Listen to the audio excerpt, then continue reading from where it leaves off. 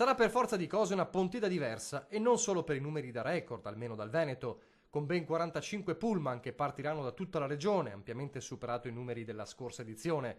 La parte del Leone è di Treviso con 12 mezzi, poi Verona con 10, Padova e Vicenza con 7, Venezia e Veneto Orientale con 5, Belluno e Rovigo con 2.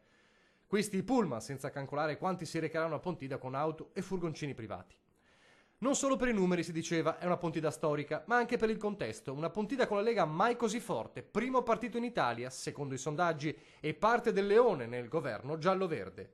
Ed è una Pontida storica anche per la partecipazione di tutte le regioni italiane. Chiaramente l'anno di Matteo Salvini, ministro dell'Interno, e quindi noi al governo con dei numeri stratosferici e soprattutto questo momento magico che vede la Lega assolutamente essere il primo partito, se non uno dei primi, insomma, e quindi questo ha portato grande entusiasmo e quell'entusiasmo lo si vedrà domenica. Veneti a Pontida con una speranza nel cuore, vedere il traguardo dell'autonomia. Pontida sarà l'occasione per ribadire questo. Noi abbiamo 32 parlamentari, 2 ministri, abbiamo 2 sottosegretari, quindi diciamo siamo in forza in quel di Roma, ma saremo in forza assieme ai nostri parlamentari, assieme ai consiglieri regionali, assieme naturalmente a Luca Zaia, il governatore del Veneto, per far pesare quel voto politico che ha visto la Lega la percentuale più alta nelle ultime politiche.